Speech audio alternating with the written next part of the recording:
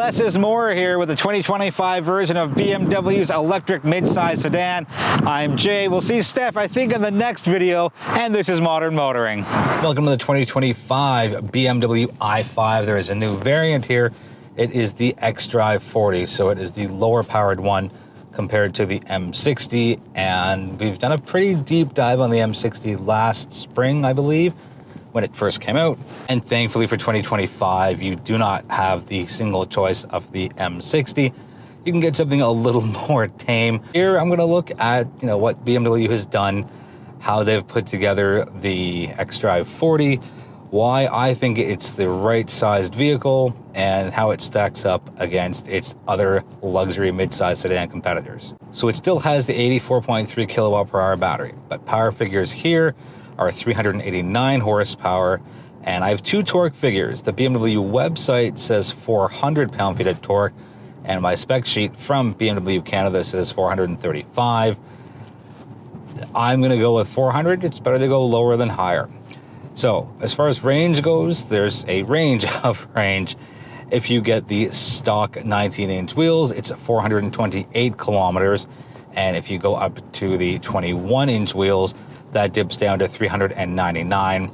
Now, a quick note on that, you can go to the efficient drive mode and then activate your maximum range, and what that does is that caps you around 80 kilometers, and it just gets rid of any excess power that you're using to give you the most amount of range. So for example, right now I'm in efficient and it's 418. I will activate maximum range to touch system, and that 418 is now up to 466. Charging speeds are up to 205 kilowatts, so you can use your DC fast charger and get plenty of power back in a relatively short amount of time. For reference, against the M60, 593 horsepower and 605 pound-feet of torque. So about 200 more on the M60 side for both those figures, but the range dips a little bit from 407 kilometers on the high end to 385, so fairly similar. Basically, it's getting rid of the excess that the M60 delivers, and it's a wonderfully powerful, fast, agile, remarkable machine, plenty of power and just so well tuned. But not everybody needs that, and not everybody wants that. I'll probably get a lot of flack for this, and whatever, so be it. But what are you doing with 605 pound-feet of torque? Where are you taking that? And I can't see many, if any, M60 drivers taking this to a track. This is your everyday vehicle. You could take it on longer road trips. You take it around the city. You take it in between. You go for a nice, whether it's a midnight drive, Sunday drive. It's your functional yet fashionable vehicle. And 435 pound-feet of torque, or 400, depending on which source you look at, it is plenty. And I think anything above even 300, 350 on the high side for pound-feet of torque, it's not that it's all the same, but again, where are you taking this to maximize its potential? It's not overkill like the M60 is. And again, the M60 is just loaded with everything in BMW's electric performance parts bin, but this is more of the realistic side of things. And I usually jump into pricing at the end, but I'm going to dip into it now. MSRP here is 83.7, and for the M60 it's 95.5. So comparatively speaking, the $11,800 difference to get all that extra performance and the rear wheel steering and everything else that the M60 has to offer, it's a bargain. It is an absolute bargain. But when it comes down to needs, the xDrive40 does it just exactly as is. And this is absolutely the one I would take. And you still have the curved screen display, and you have the beautiful interior, and the touchscreen and the infotainment are so easy to use. It's responsive, and everything about the new BMW, again, with their new infotainment system, everything about BMW's new design language and implementation of it is done so well. Now, there's a couple of things I still don't like, which is having to use the touchscreen to take care of my HVAC, but they still have their dial here just to the right of the gear selector So I don't have to go to the touchscreen. I can just swing that around a little bit. Just circling back to the dollars and cents here, and I'll come back to it one more time near the end of the video. It's not about the money here. It is absolutely not about the money. The difference between 83.7 and 95.5 is negligible when you are looking at this class of vehicle. Again, the mid-size luxury electrified world. I think it's about need and how much you need. And as it is, I feel a lot of people are buying too much car for what their needs are. So I don't think anyone buys any kind of a luxury car as is. There's always at least one option or one package or one something you put on here. BMW has put on the Premium Essentials package for $5,900, and some highlights of that are comfort access, the big fixed panoramic roof. I would have liked something that moved because I do like using the sunroof as much as possible.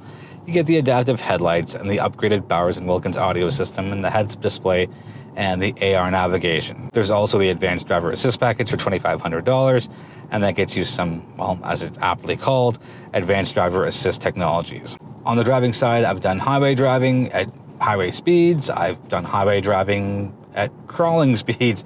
Thanks to good old Toronto traffic, I've gone on longer country back road drives and medium in between city driving. So I've done all the things most people would do with this. And again, the power it's there, and I keep cycling back to it because that's really the key difference here. It's based off power. Yes, there's a lot more of the performance bits in the M60, but when you strip it down, it's just that extra nearly 200 pound-feet of torque and extra 200-ish horsepower. So I never had any moment of, do I have enough power here? Am I going to be able to make it up to highway speeds? Yes, you have that instant boost of torque through electric vehicles, and there's a little boost paddle on the left side of the steering wheel for just a little bit of extra fun.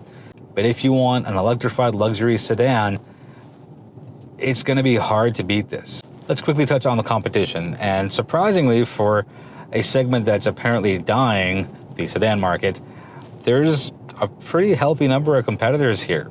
So let's start with the Genesis electrified G80.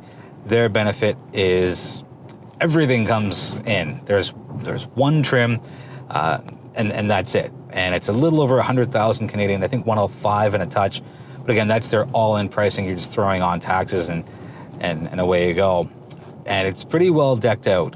So the only knock against the electrified G80 is brand recognition. And I think Genesis will absolutely get there. But when you're looking at the worlds of BMW, Mercedes, and Audi, and Porsche, it takes a little bit of time to build up the brand recognition. Next up is the Audi E-Tron.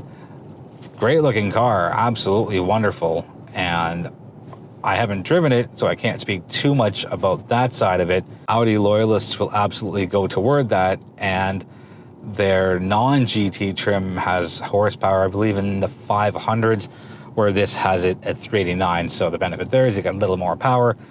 And the drawback is, I can't really comment on much of a drawback because I haven't driven it. Price would probably be it because it's significantly higher price to start. Next up is the Mercedes-Benz EQE sedan.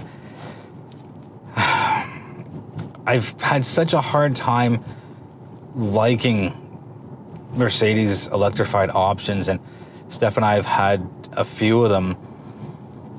The benefit is you get so much technology, and there's that option for the triple screen where the third one comes in for the passenger, and it's really nicely designed. I'll absolutely give it that. Drawback against it is, well, similarly to the Audi, it's pretty high priced, and I'm not really seeing a lot of Mercedes EQEs, EQSs, anything electrified from Mercedes on the roads. And then finally, we have the Porsche Taycan, and well, it drives like a dream. I've had a few of them, and I've done various driving with them, whether it's in Canada or in the States, and winding roads, straight roads. I've done all sorts of it with it, and it's pretty hard to beat on the driving side. I would actually say it's my favorite drive feel here out of the competitors. The drawback here is price, because it is much more expensive to start the Taycan lineup than it is for the i5.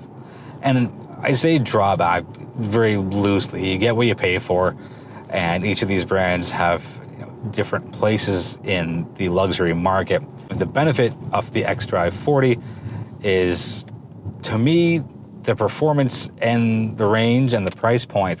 The drawback here is also interestingly price, because for only an extra $11,800, you could bump up to the M60, and yeah, you lose a handful of range, but you're gaining so much power and performance out of it. So if that is something that is important to you, and you do want to have that high performance aspect of your i5, again, $11,800 is not really all that much when you're getting up to the six-figure range. Last touch will be on pricing before we get things wrapped up. As tested, $97,750. And I know I said the starting MSRP is $83,700, but with the packages added on here, the Premium Essentials for $5,900, the Advanced Driver Assist for $2,500. There is a standalone option for merino leather at $2,900. $1,000 for 20-inch wheels, which I would totally skip because I want as much range as possible. $500 for the illuminated grille, $1,000 for the comfort seats with lumbar support, and a few other ones. That's how we get to that. But you do not have to spec yours that specific way. Right? I think I would go with the Premium Essentials package, and that's it for the panoramic roof and the adaptive headlights, and most importantly, the Bowers & Wilkins audio. That's going to wrap it up for the 2025 BMW i5 xDrive40. If you have any questions on the vehicle, let us know in the comments. We are always happy to hear from you and always happy to engage in respectful conversation. We invite you to join our social media communities. We are on Facebook and Instagram and TikTok and Threads. So find us there, connect with us, ask us your questions, and just be engaged. And it's always good to have you in our community. And I think I've covered it all. I'm always so conscious about the wrap-ups because Steph does them, and she just rams them off with just one take almost every single time. So I think that's really it. So thank you so much for watching, and we will see you in the next video.